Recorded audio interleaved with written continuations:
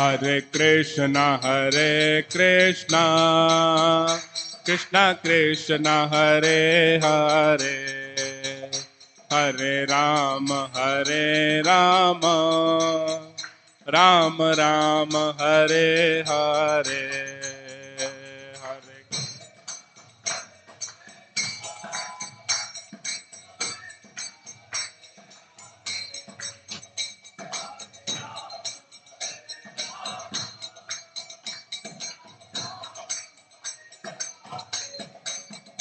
Hare Hare Krishna, Krishna Krishna, Hare Hare, Hare Rama, Rama Rama, Hare Hare, Hare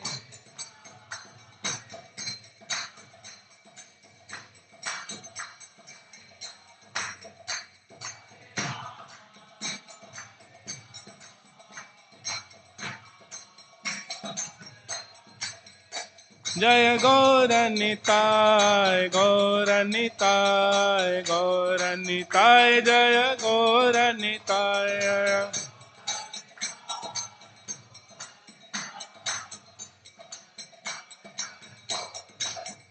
Jaya Nitai Gauranga, Nitai Gauranga, Nitai Gauranga, Gaura Hari.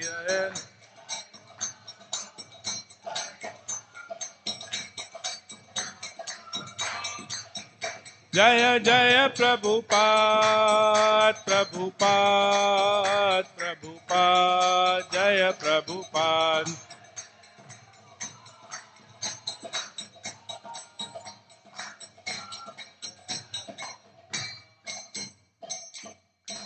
Shri हरिनाम संकीर्तन की, श्री श्री हृदय गौरांग की, ग्रंथराज श्रीमद् भागवतम की। ओम नमो भगवते वासुदेवाय, ओम नमो भगवते वासुदेवाय, ओम नमो भगवते वासुदेवाय। नारायणं नमस्कृत्य नरं चैव नरोत्तमं, देवीं सरस्वतीं व्यासं ततो जयमुदीरयेत्। नष्टप्रायेषु अभद्रेषु नित्यं भागवत सेवया, भगवतिरुत्तमश्लोके भक्तिर्भवति नैष्ठिकी। Reading from Srimad Bhagvatam, Canto 10, Chapter 73. Chapter's title is Lord Krishna Blesses the Liberated Kings. And we have text number 9 on the board.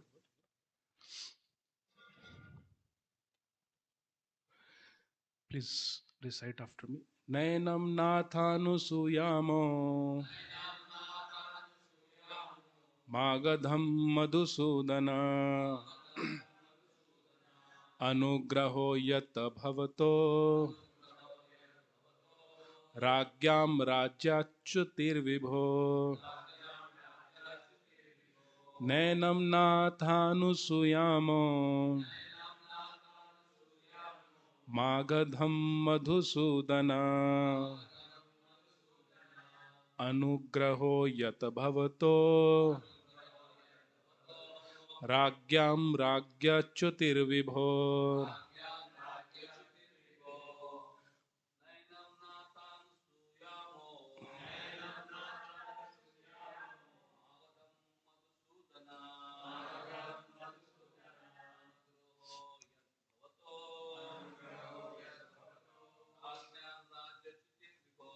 Ragyam Rajyachutirvibho.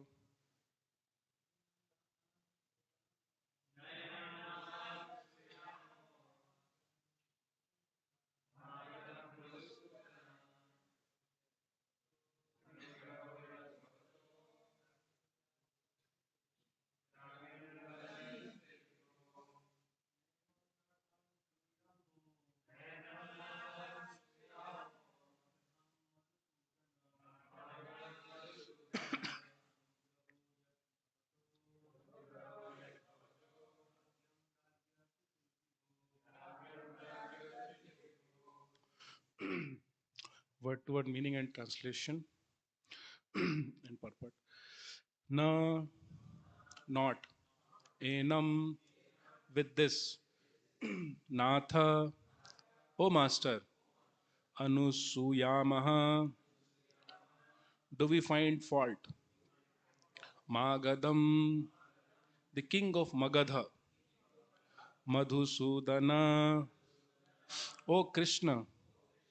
Anugraha, mercy. Yat, since. Bhavataha, your. Ragyam, of kings. Rajya, from their dominion. Chutihi, the falling. Vibho, O Almighty One. Translation. O Master Madhusudana, we do not blame this king of Magadha, since it is actually by your mercy that kings fall from their royal position, O Almighty Lord. Actually, before we read translation and purport, we should also read the translations preceding these verses. This verse. There are 8 more verses which don't have purport. So I'll read the translation to these verses first, then we'll come back to text number 9. So text 1 to 6 have translations combined. Shukdev Goswami said, Jarasandha had defeated 20,800 kings in combat and thrown them into prison. As these kings emerged from the Giridroni forest fortress, they appeared dirty and shabbily dressed. They were emaciated by hunger, their faces were dried up, and they were greatly weakened by their long imprisonment. The kings then beheld the Lord before them. His complexion was dark blue, like the color of a cloud, and he wore a yellow silk garment. He was distinguished by the Shri Vatsa mark on his chest. His 4 mighty arms, he appeared in 4 arms. The pinkish hue of his eyes, which resembled the whole of a lotus, his lovely cheerful face, his gleaming makara earrings, and the lotus club, conch shell, and the disc in his hands. A helmet, a jeweled necklace, a golden belt, and golden bracelets and armlets decorated his form. And on his neck he wore both the brilliant, precious Kaustuba gem and a garland of forest flowers. The kings seemed to drink his beauty with their eyes, lick him with their tongues, relish his fragrance with their nostrils, and embrace him with their arms. So, ear has not been mentioned because Krishna has not yet spoken anything. Their past sins were now eradicated. The kings all bowed down to Lord Hari, placing their heads at his feet. Text number 7. The ecstasy of beholding Lord Krishna, having dispelled the weariness of their imprisonment, the king stood with the joined palms and offered words of praise to that supreme master of the senses. Rishikesham. Text number 8. The king said, obeisances to you, O Lord of the ruling demigods, or destroyer of your surrendered devotees' distress. Since we have surrendered to you, O inexhaustible Krishna, please save us from this terrible material life which has made us so despondent. Now today's text, text number 9. Please repeat after me. O Master, Madhusudana, we do not blame this king of Magadha, since it is actually by your mercy that kings fall from their royal position. O Almighty Lord. Purport. It is significant that upon seeing Lord Krishna and this becoming purified of their sins, the kings did not feel any mundane hatred or bitterness toward Jarasandha. Interesting. Who had imprisoned them. Simply by seeing Lord Krishna, the kings came to the position of Krishna consciousness and spoke these verses, which show deep spiritual wisdom.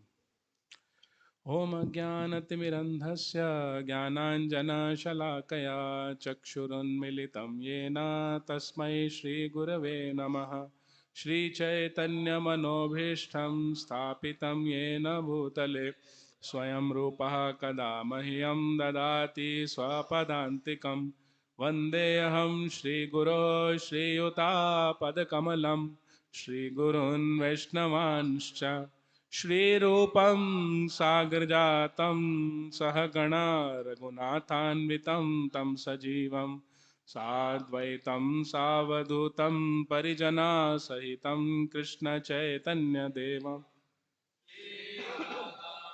कृष्णपादान् सहगणा Lalita श्रीविशाखान्वितांश्च नमां विष्णुपादाय कृष्णपृष्ठाय भूतले श्रीमते भक्तिवेदान्त स्वामिनिति नामिने नमस्ते सारस्वते देवे गौरवाणी प्रचारिणे निर्विशेष शून्यवादी पाश्चात्यदेशतारिणे वाञ्छाकल्पतरुभ्यश्च कृपा सिन्धुभ्य एव च पतितानां पावनेभ्यो वैष्णवेभ्यो नमो नमः अजानुलम्बितभुजो कनकावधातो सङ्कीर्तनैकपितरो कमलायताक्षो विश्वाम्भरो द्विजवरो युगधर्मपालो वन्दे जगत्प्रियकरो करुणावतारो हे कृष्णा करुणा Sindhu Deenbandhu जगतपते Gopesh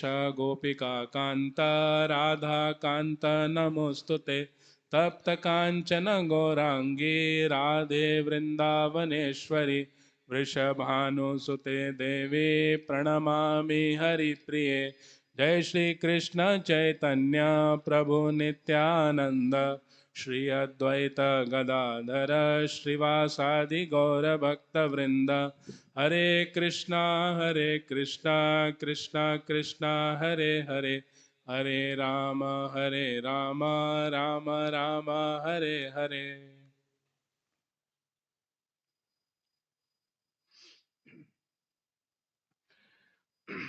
Hare Krishna. I seek blessings of all the Vaishnavas, especially from His Grace Acharya Prabhu, so that I can render this service for my purification and for glorification of the Lord. This is very interesting chapter in Srimad Bhagavatam. And the chapter title is Lord Krishna blesses the liberated kings. Now, the title itself is intriguing because it terms them liberated already. Although they are still in prison. And it's my guess, I've not read in any commentary, why they are liberated? Because they don't bear any grudge for Jarasandha. In fact, that they take their imprisonment as mercy of the Supreme Lord. So we really become liberated when we give up grudges, blames, accusation on others. We feel very light. We become free to practice devotional service. Otherwise, living in this material world, naturally we have a tendency to hold grudges, complaints, accusations against others. So that's one thought. I thought that's how they are already liberated. Even though Krishna has not granted them liberation, Krishna will say later on that you'll be liberated after this life. This is your last life. Krishna will bless them. And another point that I found interesting was the purport. It says that it is significant that upon seeing Lord Krishna and thus becoming purified of their sins, the kings did not feel any mundane hatred or bitterness toward Jarasandha who had imprisoned them. So this is also our point of liberation in bhakti, because we know from 7th chapter of Bhagavad Gita. What's the verse? When do we perform Dridha Bhakti? Tesham Tantagatam Papam Jananam Punya Karma. So become free from sinful reactions. So what's the symptom of becoming free from sinful reactions? Anyone can say, I've become free from sinful reactions. This is the symptom. That we hold no grudges, no complaints, and we take everything as Krishna's mercy. That means we are purified of sinful reactions. Otherwise, every little stimulus will disturb us, and our bhakti cannot be Dridha Bhakti. So when we have developed that mindset, that consciousness, everything is mercy of Krishna, that's the symptom. That's when we can realize we become free from sinful reactions. But if we are holding somebody responsible for our problems, for our suffering, that means there are still some some traces of, or maybe some trucks of sinful reactions to be wiped. There is a work to be done.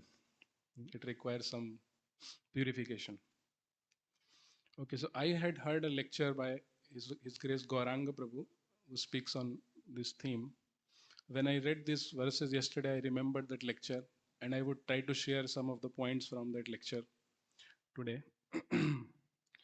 It was a long lecture. I don't know how far I'll be able to cover, but if you want to hear the entire lecture, it's called 8 Stages of Development in Bhakti. Very nice lecture. It's there in Desire Tree. So you can search for the word 8, E-I-G-H, E-I-G-H-T.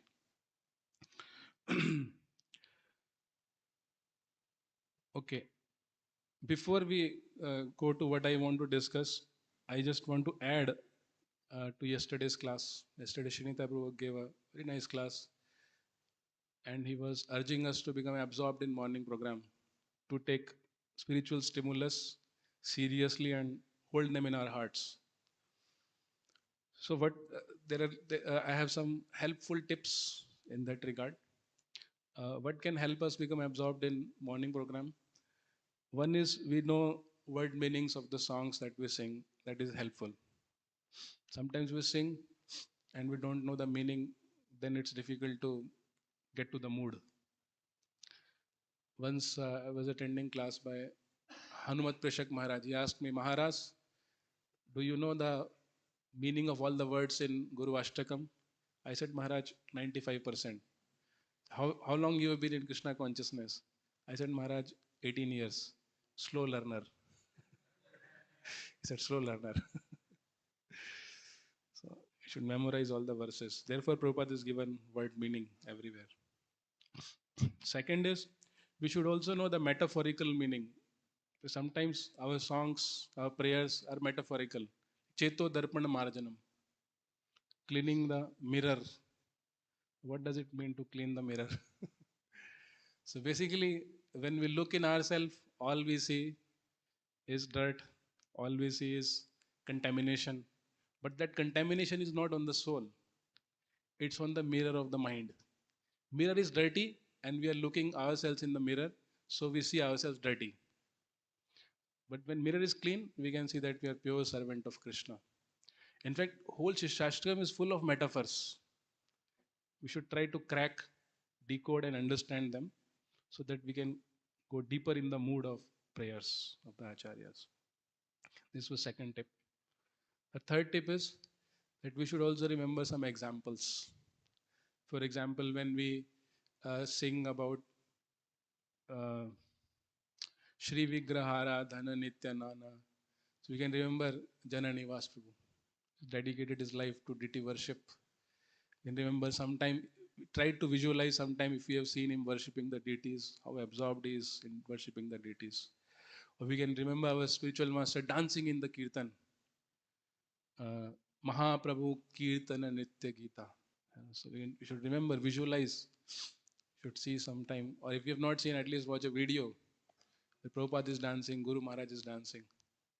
And we should see ourselves standing behind them, 3 or 4 rows behind them, and we are also dancing, taking pleasure in their dance. So they are dancing, we are dancing, and Mahaprabhu is dancing in the middle. And we are happy to see everyone dancing. So Mangal Arati, or in fact any prayer, any Arati is a meditation. It's not something that we have to do, but it's a very joyful meditation. If we tune into that mood, it nourishes our soul. It should increase our enthusiasm. It should motivate us to, further dive deeper. It's not a chore that we do every day. These were the 3 tips that I could think of. Now, today's theme, we have half an hour. Okay, so there are 6 types of atheists, roughly. There are default atheists who, for some reason, they are atheists. For unknown reason, they have not explored, they have not exercised their intelligence. But for some reason, they don't believe in God. The default atheists. There are emotional atheists. For heartbreak, they don't want to believe in God. God exists, but they don't believe in Him. So they're emotional atheists. They're emotionally hurt, and therefore they don't want to. They want to discard God for emotional reasons. Then there are philosophical atheists. Philosophical atheists, we know very well. Uh, there have been more atheistic literature written in Sanskrit language than any other language. So Charvak, Gemini, this six systems of philosophy. Five of them are atheistic. Patanjali, they're philosophical atheists. Then there are covered atheists. Covered atheists, they perform worship, they also come for arti, but at the end of their worship, they want to become God. So, they look like theists, they look like devotees, but they are covered atheists. Example is Ramchandra Biswas. Ramchandra Biswas, no? That was his name. Ram Biswas. Ramdas. I was traveling with Raghunath Bhatta Goswami, the covered atheist. And there are also transcendental atheists. They're not exactly atheists, but they're transcendentally atheists, and they are Brajvasis. They don't believe in godhood of Krishna. Krishna says, "Arey, you stole my lunch. You don't know I am God." And they say, "You are God." They simply laugh when he claims himself to be God. So, transcendentally, they are atheists, not philosophical atheists. And there are psychological atheists. Six types. There's a sixth type. Psychological atheist means, and I identify with this category. Psychological atheist means they are devotees, they're practicing devotees, but in their psychological activity, Krishna is not in the picture. They still believe in their own powers, their own potency, their own abilities, their own talents. Please forgive me, I am also part of it. I'm not pointing at anyone, but we can easily identify with this category. Uh, and so they can be devotees, they can be initiated devotees, they can be sitting on Vyasasana. But their psychological activities are away from God, aloof from God. So in their mind, their intelligence, there is no God. And therefore, real Krishna consciousness begins when disasters happen. This is the first point. So disasters make them, turn them from psychological atheist to theist. I was in Asansol one time. I was waiting for a train to Dhanbad. That was a very adventurous journey. And I saw one dog in the another platform. So I was in one platform and there was a track, railway track. And on the next platform there was a dog. He practically drove away 5 other dogs. It was very powerful. He was barking at every dog and driving them away from his zone, Mera Ilaka. And he even drove away 3 men, not just dogs. It's such strong claim of proprietorship of that place. And I was thinking, is it a dog or a lion? I was observing him from a distance. Then after some time, he saw some food on the railway track and he jumped to get the food. When he was getting the food, somehow I didn't observe, but after some time, I heard the shriek of this dog. He was shrieking and howling, "Eek, eek, eek, eek." And people looked at him. His one leg got stuck up in the railway track. And he was pulling it, but more he was pulling, more it was bleeding. He was unable to come out. And most tragically, the train was coming from on the same railway track from one direction. So 3 or 4 brave men jumped down on the track and tried to move his leg, tried to remove his leg from the railway track, but it was not coming out. It was so badly stuck that they could not remove his leg. And I was looking at this dog, I was thinking in my mind, all sympathy for the dog. It should not have happened. But I was thinking in my mind, few minutes back, he was a king of that platform, barking at other dogs, driving them away, barking at people. And now he's in such a humble state that it's stuck up in the track and he cannot do anything. So these intelligent men, because they could not remove his leg, they pushed him down on the side of the track so that train could pass. In fact, one man was sitting next to him, just pressing him down. Because if he foolishly rises, he'll become a he will become pulverized below the railway train wheel. So this knock is required to turn a psychological atheist into psychological theist. A disaster. This disaster leads to introspection. You know, one time, one sage visited a king, and the king duly honored him, inquired from him, "What is the daily work of God? What does God do on day-to-day basis?" So the king said, "I will answer this question only sitting on your asan, throne, not asan, throne. You should sit down, and I will sit on the throne. Then I will answer this question." So the king said, "Okay." The sage sat on the throne of the king, and king was sitting down somewhere.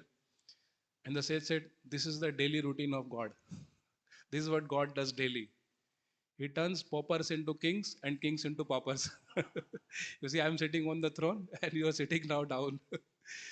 Few moments back, you were the king and I was a pauper. Now I am the king, you are the pauper. So this is what God does, and it's a blessed opportunity for these kings. Now you can imagine these kings must also be like the dog. Kings usually have tendency to, in fact, they'll say in their prayers, later on the prayers of the kings will come, and they'll say that we were unduly, unreasonably fighting with each other, claiming proprietorship over provinces, and enjoying material life to full extent as far as we can. So it's a mercy of Jarasandha that he imprisoned us. And I know one devotee who was given Srila Prabhupada books. He kept his books in the room and he would also sometime read, but very casually. But then his expectations, his dreams shattered. He could not perform academically so well. Then he picked those books and read them very seriously. To become serious, we require a disaster. Of course, we don't have to wait for the disaster. We can also make an intelligent choice if we hear submissively. But usually it takes a disaster to become serious in devotional service. And that's a very auspicious disaster. It's very auspicious. Yes. So Upanishads explain that essentially a living entity has four desires. First is to enjoy sex life. Second is to beget children. Third is to accumulate wealth. And fourth is to glorify himself for above three. So therefore, solution begins with tongue. What is that? Swayameva sfurtiyada. Sevan mukhe jivado swayameva sfurtiyada. Therefore, the solution begins with tongue.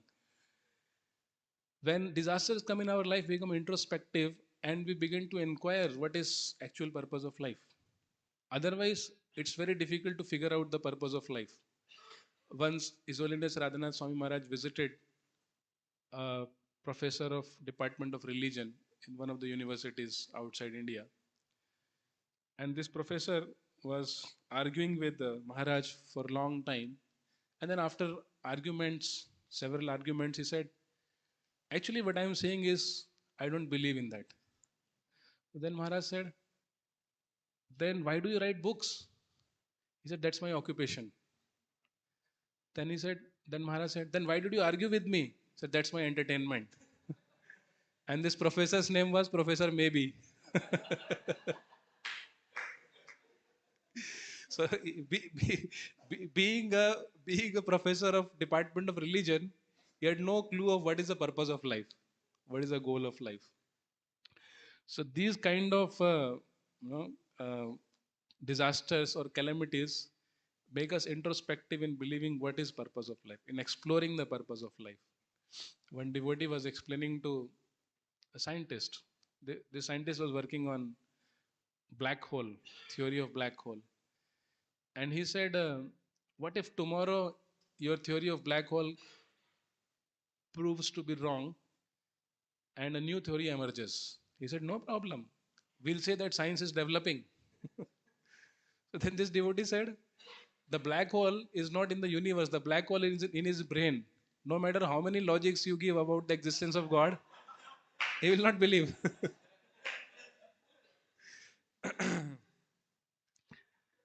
So unless we understand the purpose behind this disaster, we cannot proceed ahead.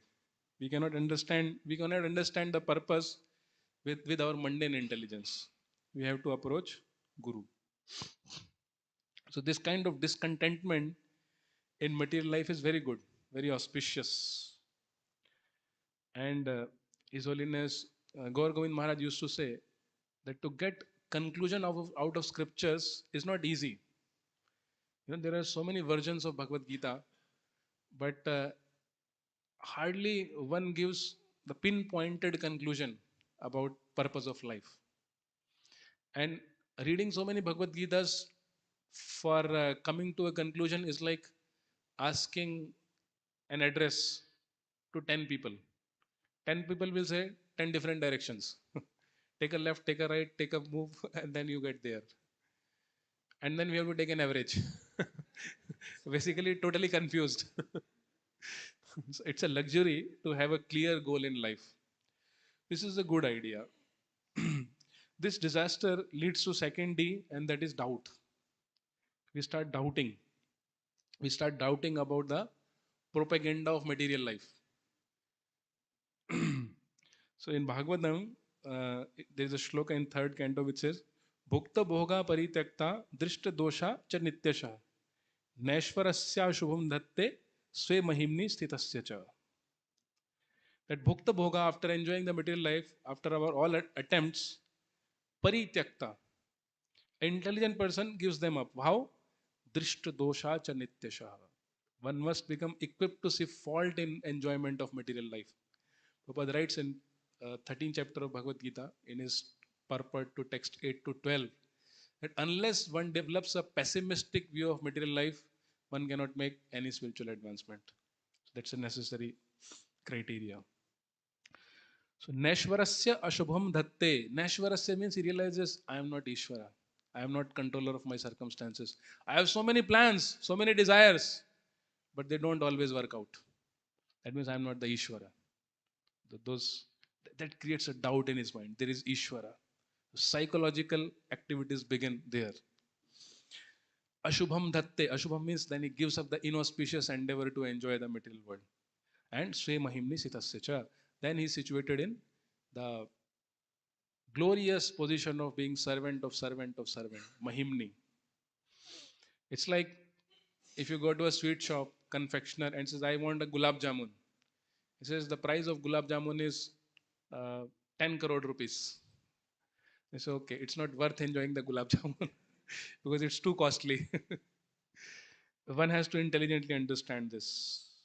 Neha yat karma dharmaya na viragaya kalpate na tirtha pada sevaya jivan api mritopi sa. Srimad Bhagavatam, it is said that if your karma doesn't lead to dharma, that karma is useless. The karma should lead to dharma. And neha na viragaya kalpate. Your dharma should lead to viraga, means vairagya, detachment. Detachment from material enjoyment.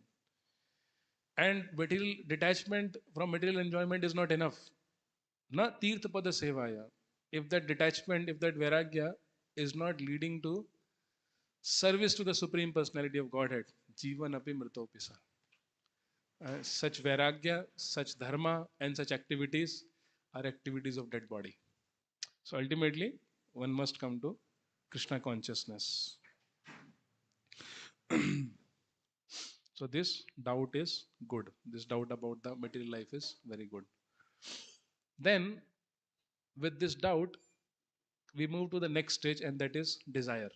The third. The first one was disaster. Disaster leads to doubt. about the operation of the material world. And the third is desire. What is that desire? The desire to know the truth, the reality, the secret, what it is actually, how it is operating. I understand. Neshwarasya Shubham Datte. I've given up inauspicious. But what is to be done in life? So that desire to know. Athato Brahma Jigyasa. And this can, and the impediment in this is our material attachments. So therefore, Lord Kapila says, Shri Shri Nitaya Gauranga Bhagwan ki, Srila Prabhupada ki. Therefore, Lord Kapila says, Prasangam ajaram pasham atmanah kavayo vidu saiva sadhu shukrito moksha dwaram apavritam. To inquire, when we develop the desire to inquire, one must approach a sadhu. Because in this world, we are so, in one sense, badly designed that we cannot live without attachment. We have to have attachment. If we don't have any attachment, we have no desire, then we become psychologically dysfunctional. The greatest cause of depression is to have no desire, desirelessness. So desire and attachment is natural function of a living entity. So prasangam ajaram pasham. But the material desires, the material attachments, they're like pasham. They bind us in the material world. But there is an easy solution, and that is sa eva sadhu shukrito. One is the most fortunate person on this planet if one has developed an attachment to a sadhu, to a devotee of the Lord. Then all those material attachments will not become an impediment. So sa eva sadhu shukrito moksha dwara me pavrita. We all have tendency to become attached because without attachment we cannot exist. Everyone is attached to something or someone. But the best mode of attachment is attachment to a sadhu, attachment to a devotee of the Lord. Then one can flourish in one's Krishna consciousness, one can become happier day after day. One is very fortunate. So in Krishna consciousness, after we develop the attachment to a sadhu, and there is process. In Srimad Bhagvatam, 10th canto, it is said, when the different cowherd friends and the cowherd friends and calves turned into Lord Vishnu's form. And there Brahmaji says, Chandrika Vishad Smereha Sa Rupanga Vikshitaye Swakarthanam Iva Rajah Satvabham Srishtir Palakaha. So there it is said that Swakarthanam Iva Raja. How does our bhakti begin? Swakarthanam Iva Raja Vikshitaye. When Krishna glances upon us, then he gives that desire to practice devotional service. So sometimes Bhakti Siddhanta Saraswati Thakur used to talk about this. Bhakti Siddhanta Saraswati Thakur's most important philosophy was Digdrishya Vichar. Digdrishya Vichar is that we are not the seer of deities. The deities see us. How can we see deities with these mundane eyes? So if somebody would not hear and would take darshan of deities, he would say, so how was your eye massage? आपकी आंखों की मालिश कैसे थी? It's an eye exercise, that's it. So what happens when we go in front of deities? Sa rupanga vikshitaye swakarthanam iva raja. Raja means here desire. So it's not exactly rajagun, but iva raja. It's like rajagun. It's like desire. It's like mundane desires, but Krishna gives us desire to perform devotional service. When we take darshan of deities, we develop the desire to perform devotional service. And sattvabham srishtir palakai. And sattva means to maintain. Raja means to create and sattva means to maintain. And his smile gives maintenance to us. When Krishna smiles upon us, we become maintained. So therefore, he would say, Bhakti Siddhanta Saraswati Thakur would say, don't try to see Krishna, try to serve Krishna in such a way that he is happy to see you. So when he smiles, that maintains us in devotional service. So therefore, we don't have to do anything new in Krishna consciousness. First year of Krishna consciousness, we chant Hare Krishna. After 10 years of Krishna consciousness, we chant Hare Krishna. After 20 years, we chant Hare Krishna. After 30 years, we still chant Hare Krishna. And that is a problem. Because our mind looks for novel methods, new and new. कुछ नया होना चाहिए. We often think, when will that new yuga come and mantra will change? New Maha Mantra. Fed up with this mantra. So therefore, we don't have to do anything new. The strokes that we applied to come in the middle of the river, same strokes will take us to the other bank of the river. Very simple. In Chaitanya Charitamrita, Chaitanya Mahaprabhu tells Raghunath Das Goswami when he eloped from the home, says, क्रमे क्रम ना, he says, धीर होइया घरे जाओ ना हो व्याकुल, क्रमे क्रमे लोक पावे भव सिंधु कुल. So he says, oh Raghunath Das Goswami, because he was not Raghunath Das Goswami, he said, oh Raghunath, don't be impatient. Krame krame log pabe bhava sindhukul. Gradually one becomes liberated. Gradually one attains one's goal. Na ho vyakul. And dhira hoya. Be patient and gradually you will develop your Krishna consciousness. Nothing to be new. So we have to continue the same thing year after year, year after year. And we have to direct our desires to Krishna. Desires have to be connected to Krishna. Desires in themselves are very good. But if they are connected to Krishna, they are very auspicious. If they are disconnected from Krishna, they are detrimental. Just like hair, when hair is connected to head, so there are poets who have written, Teri julfon mein kya, sab. But have you seen any poet written the poetry about a hair fallen in the dal or kheer?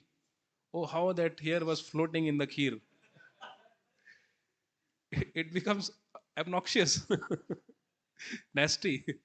But when hair is connected to head, it's beautiful. When it falls in the food, it's obnoxious. In the same way, when desires are connected to Krishna, they're glorious. We have to connect our desires to Krishna. Once a devotee was, that 1960s there was Vietnam War raged by America, and one devotee was forced in the draft board. He approached Prabhupada. Prabhupada, I don't want to go to draft board. They were sending youth for Vietnam War. Americans were sending their youth for Vietnam War. Prabhupada said, what do you want to do? What is your desire? Prabhupada, I want to be trained under you. And Prabhupada said, do you have strong desire? Yes, Prabhupada. And Prabhupada said, okay, I will write a letter to the draft board. You show them and they will release you. And he was thinking, Prabhupada is not so accustomed to American American governance. Simply by seeing his letter, who will release me from draft board? He did not believe. But when he produced that letter before the draft board officer, the draft board officer asked him, okay, are you serious about your spiritual practice? The officer said, yes, I am serious. Do you have anyone to train you? Yes, A.C. Bhaktivedanta Swami. Said, okay, then you are spared. If we have strong desire, Krishna also paves the way. Where there is will, there is a way. And then he was released. Krishna opens many doors mystically if we have very strong desire. Prabhupada has said many things, how he was a transcendental person. Prabhupada would ask them, why are they bowing at my feet? And then somebody would say, Prabhupada, because you are Mahabhagavad. Many options. It happened many times. So one time Prabhupada also said, they are bowing down to me because I have very strong purpose to serve Krishna. A very strong desire to serve Krishna. That's the point. So this desire then leads to discrimination. Discrimination means, Bhagavatam it is said, Tat Shraddha Dhana Munayo Gyan Vairagya Yuktaya. So devotee has to be Shraddha Dhana, faithful, and Munayo, thoughtful. This discrimination is thoughtfulness. Then with that desire, devotee also has to become thoughtful. The mere desire is not sufficient. And becoming thoughtful means prioritizing Krishna consciousness. prioritizing one's own Krishna consciousness. So anukulasya sankalpa, pratikulasya varjanam. We discard what is unfavorable and we accept what is favorable. In Srimad Bhagvatam, 6th canto, Shukdev Goswami speaks to Parikshit Maharaj. न तथा ही अगवान राजन पूयेत तप आदि भी यथा कृष्णार्पित प्राणस तत्पुरुष निषेवया. So how do we get this discrimination? Of course we get discrimination by reading scriptures, but scriptures are also locked. Tala laga hua hai. Of course we get some benefit by reading scriptures, but to get deeper understanding and deeper insight into scriptures, what is required is yatha krishnarpita pranas tat purusha nishevaya. The service to a devotee who has offered his life to Krishna. Yatha Krishna arpita pranas tat purusha nishevaya. And one cannot get this discrimination automatically. One can only get this discrimination by serving the lotus feet of a person who has dedicated his life to Krishna. So, discrimination is our weapon in fighting against material world. There is a very interesting episode in Srimad Bhagvatam, no, Mahabharat, that once Karna defeated not Duryodhana. Karna defeated Yudhishthir Maharaj. Karna was a very powerful warrior. And instead of capturing, because he had also given his words to Kunti that he would not kill any Pandava except Arjuna. So he released Yudhishthir. And that is a greater insult for a Kshatriya. Kshatriya would prefer to be killed by his enemy than to be released. So Yudhishthir Maharaj felt very insulted because he was defeated and released. And Arjuna was somewhere else. Arjuna was the only person who could combat Karna and could give him a befitting reply. When Arjuna returned to the camp of Yudhishthira Maharaj, so Yudhishthira said, "Oh Arjuna, I am glad that you have defeated Karna." And Arjuna said, "Well, I have not defeated Karna. I just learned that you were injured by Karna, therefore I have come to see you." And Yudhishthira said, "Fee upon your Gandiva, throw it in the dustbin." Arjuna became enraged because he had taken a vow. If anybody tells him to throw his Gandiva, he would kill that person. So now he was in dilemma what to do. He has to kill Yudhishthir, for whom he is fighting the war. The purpose of war. So then Krishna tells him that if end is good, the bad mean is justified. But if end is bad, then the good mean is also not justified. We are talking about discrimination. And Krishna tells him a story. There was once a butcher who was chasing a cow. And when sage was sitting, he was Satyavan. He would never speak lies. He would always speak truth. The butcher came to him and asked him, "Where is that cow go?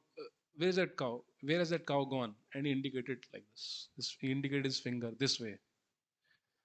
And the butcher went and slaughtered the cow. And because of this, the Satyavan went to hell. The person who would not lie went to hell. So Krishna tells him the story. If the end is auspicious, end is good, then inauspicious and bad means are justified. And therefore, uh, you need to, you want to kill Yudhishthira, then you have to insult Yudhishthira. He had to kill Yudhishthira, that means insult Yudhishthira, because insulting an elder is as good as killing them. So then Arjuna begins to insult Yudhishthira. Oh, he's addicted to gambling and he is coward and he's like that, so many things. But then he remembered his another vow.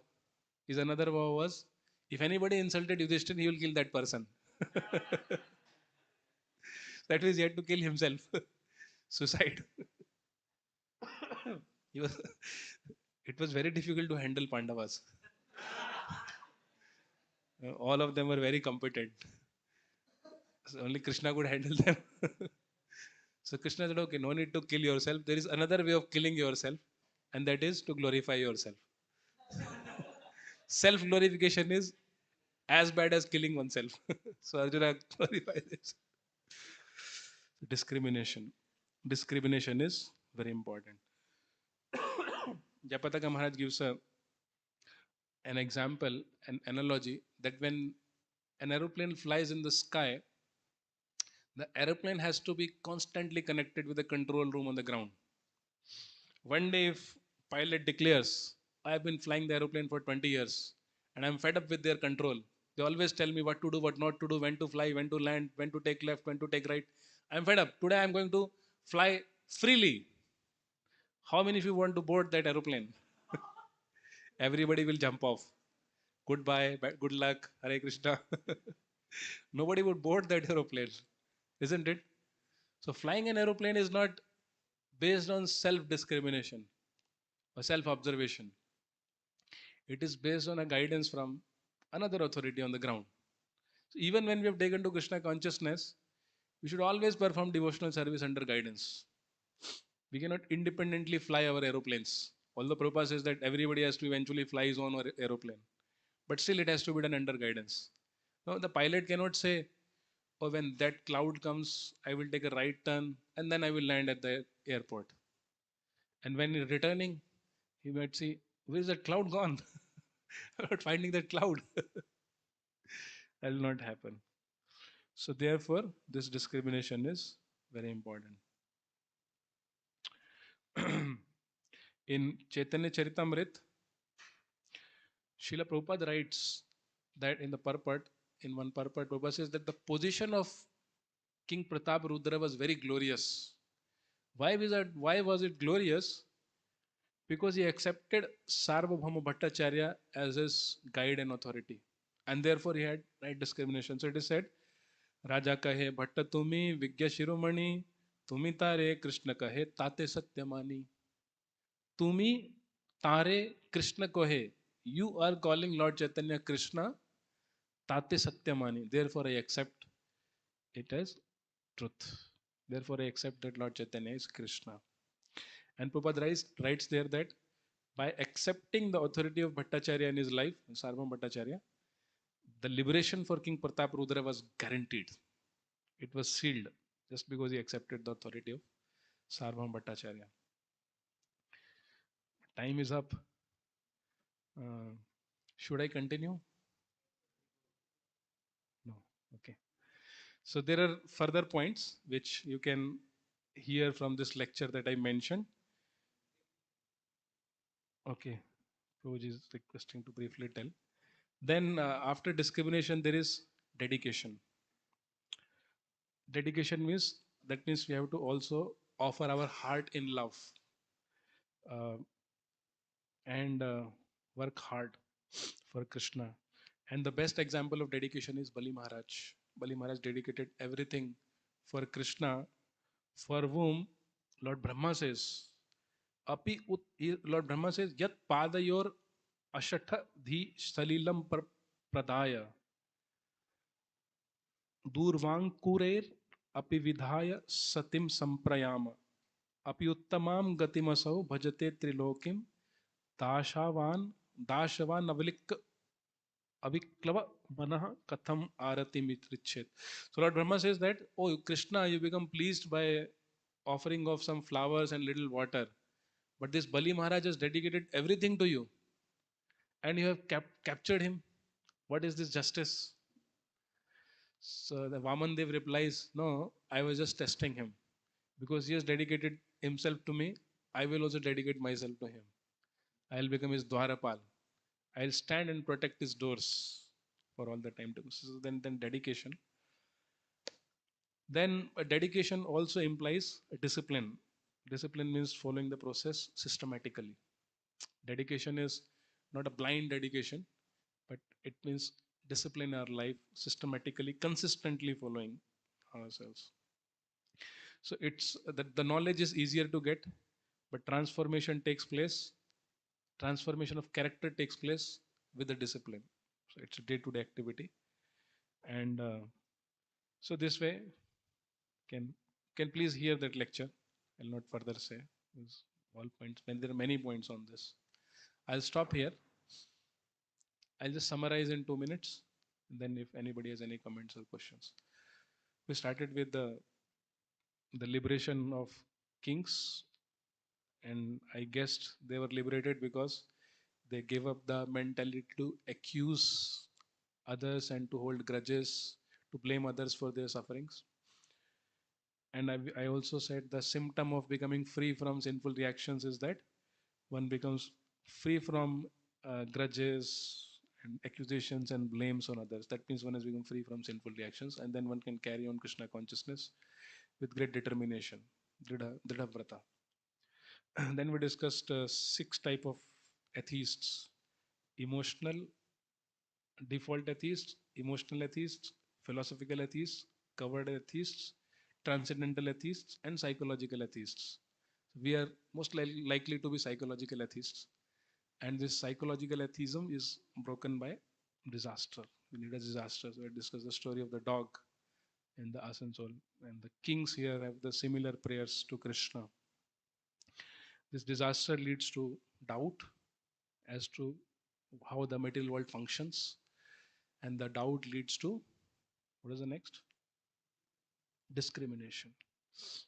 Desire. Doubt leads to desire to inquire what is truth, and the desire leads to discrimination. Discrimination leads to dedication. Okay, thank you very much. Grantraj Srimad Bhagavatam ki jai, Srila Prabhupada ki jai. Hare Krishna.